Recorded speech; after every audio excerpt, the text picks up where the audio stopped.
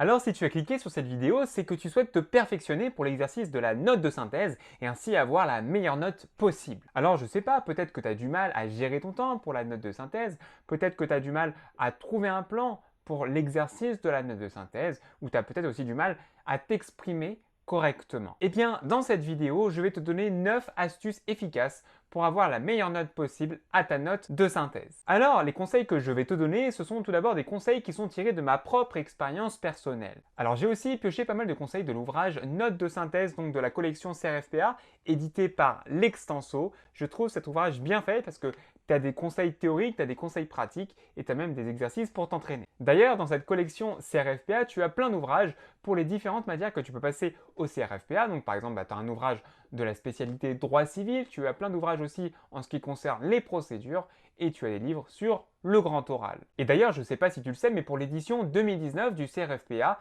il y a une nouvelle matière de spécialité qui a fait son entrée, c'est l'épreuve de droit fiscal. Et bien, l'Extenso, la collection CRFPA, a lancé donc un ouvrage en droit fiscal exprès pour la collection 2019. Donc si tu es intéressé par tous ces ouvrages de cette collection CRFPA de chez l'Extenso, eh bien je te renvoie à ma barre de description dans laquelle tu trouveras toutes les références de ces ouvrages. Et d'ailleurs aussi, si tous ces ouvrages t'intéressent, tu vas pouvoir les remporter dans le cadre d'un jeu concours que j'organise dans cette vidéo, donc reste bien jusqu'à la fin de la vidéo. Alors allons-y maintenant, entrons dans le cœur du sujet, 9 conseils pour réussir sa note de synthèse. Le premier conseil que je peux te donner, c'est tout d'abord d'avoir une répartition précise de son temps. Parce que, tu l'auras remarqué sans doute, dans l'exercice de la note de synthèse, la gestion du temps est quelque chose de fondamental. C'est vraiment quelque chose de primordial. En général, une note de synthèse, ça dure 5 heures, donc il est impératif de bien savoir gérer son temps. Alors je te le précise tout de suite, mais pour rédiger une note de synthèse, il y a 5 étapes principales et le livre justement dont je t'ai parlé tout à l'heure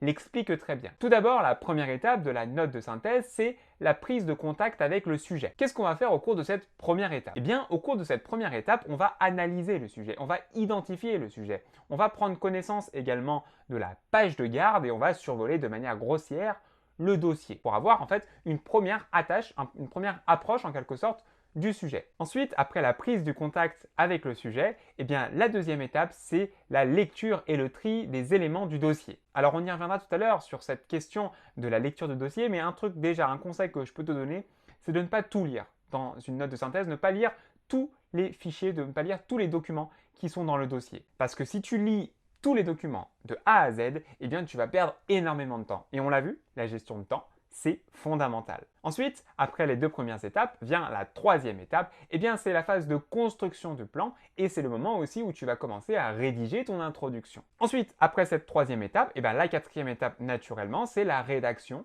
de la note de synthèse avec quelques éléments fondamentaux à bien respecter sur lesquels on va revenir tout à l'heure. Et la cinquième étape qu'il ne faut surtout pas négliger, c'est la phase de relecture de la note de synthèse que tu as écrite. Et donc, il faut pour chacune de ces étapes répartir minutieusement le temps que l'on consacre à chacune de ces étapes. Je ne sais pas, par exemple, pour la première étape, on va mettre 15 minutes. D'ailleurs, dans le livre dont je t'ai parlé tout à l'heure, il y a des conseils justement pour bien répartir son temps.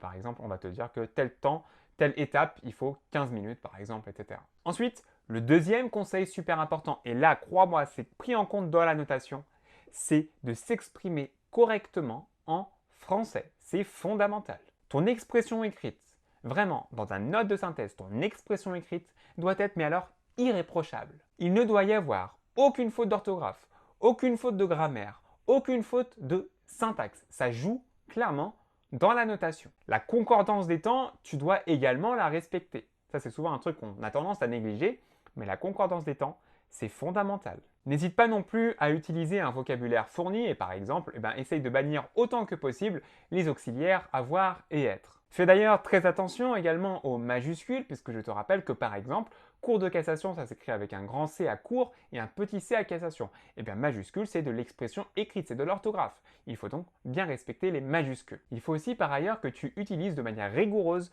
le vocabulaire juridique. Par exemple, une cour, ça rend des arrêts. Une cour ne rend pas de jugement. Par exemple, tu ne peux pas parler du jugement de la cour de cassation. Et puis même de manière générale, le véritable conseil que je peux te donner, c'est n'utilise un mot que si tu es sûr de son sens. D'accord? Ça, c'est vraiment très important. N'utilise un mot que si tu es sûr de son sens. Le troisième conseil fondamental qui me semble extrêmement important pour réussir sa note de synthèse, c'est qu'il faut impérativement tout au long de la note de synthèse, avoir un ton neutre et objectif. Dans une note de synthèse, tu dois être neutre, c'est-à-dire que tu ne dois à aucun moment, mais alors à aucun moment, donner ton avis. Par contre, tu peux tout à fait reformuler l'avis d'un auteur qui est cité parmi les sources du dossier. Ça, clairement, tu peux le faire, mais il faut le reformuler et attention, il faut bien retranscrire la pensée véritable de l'auteur. Mais vraiment, ce qui est fondamental à bien comprendre, c'est qu'il ne faut surtout pas donner ton avis. Et donc, il faut faire extrêmement attention à l'utilisation des adjectifs, première chose, et aussi faire très attention à l'utilisation des adverbes. Il faut vraiment les utiliser avec parcimonie et vraiment ne pas faire sentir au correcteur qu'on donne son avis. Par exemple, si tu dis que dans le document 2, les juges rendent une décision cohérente, là tu vas donner ton avis. Et c'est problématique et donc forcément, tu seras pénalisé. Et d'ailleurs, par rapport à ça, n'utilise pas le je, n'utilise pas le nous, mais utilise plutôt il convient, etc. Et justement, par rapport à cette question de la neutralité, par rapport à cette question de l'objectivité, tu ne dois apporter aucune connaissance personnelle au dossier. Tu ne dois évoquer que ce qu'il y a de mentionné dans ton dossier de notes de synthèse. Parce que si tu évoques des connaissances personnelles, alors certes c'est bien d'avoir des connaissances personnelles, mais si tu les évoques dans la note de synthèse, forcément tu seras pénalisé. Le quatrième conseil que je peux te donner pour réussir ta note de synthèse, c'est qu'il faut que tu sois concis. La note de synthèse, ça veut dire que tu dois synthétiser. Et donc, tu dois être capable de dire en 2 mots ce que tu pourrais dire en une phrase. Parce que à ton avis, qu'est-ce qu'on va juger dans une note de synthèse? On va juger ton esprit de synthèse. Le 5e conseil que je peux te donner, c'est de bien respecter scrupuleusement le nombre de pages qui t'est imposé. Puisqu'en effet, une note de synthèse doit faire au maximum 4 pages manuscrites. Pas plus de 4 pages manuscrites, sinon tu auras en dessous de la moyenne. Et d'ailleurs, par rapport à ça, quand tu écris ta note de synthèse, pense bien à aller jusqu'au bout de la ligne. D'accord? Parce que c'est très important, chaque espace compte. D'ailleurs, pendant qu'on parle de l'écriture, soigne absolument ton écriture. D'accord? Il faut vraiment que ça soit lisible. Là aussi, mine de rien, ça rentre dans la notation. Le 6e conseil que je peux te donner pour la note de synthèse, c'est d'utiliser le présent de narration. N'utilise pas, par exemple, le futur, n'utilise pas le conditionnel. Pourquoi utiliser le présent de narration? Là encore, pour rester neutre et objectif. Alors, j'arrête 2 secondes les conseils pour réussir sa note de synthèse puisque je vais donc te parler du jeu concours. Tu vas pouvoir participer à un jeu concours. Grâce à l'Extenso, tu vas pouvoir gagner un ouvrage de ton choix de la collection CRFPA. L'Extenso est très généreux, il y a 20 livres à gagner dans le cadre de ce jeu concours. Alors pour cela, pour gagner l'un de ces ouvrages, tu dois répondre en commentaire sous la vidéo à la question suivante. Comment est née ton envie de devenir avocat? Les 20 meilleurs commentaires seront donc récompensés et tu as donc jusqu'au mercredi 24 juillet 2019 jusqu'à minuit pour tenter de participer à ce jeu concours. Et je le précise, les 20 gagnants seront annoncés le jeudi 25 juillet 2019 dans ma story Instagram, donc sur mon compte Instagram Jurixio. Et ensuite, donc si tu as gagné, si tu fais partie de l'un des 20 vainqueurs, tu viendras en message privé me donner tes coordonnées pour que je puisse procéder à l'envoi de l'ouvrage en question. Alors en tout cas, je te souhaite bonne chance pour ce jeu concours et aussi bonne chance pour le CRFPA si tu le passes. Allez, maintenant continuons avec nos conseils pour réussir sa note de synthèse. Le 7e conseil que je peux te donner, c'est de ne pas négliger la page de garde.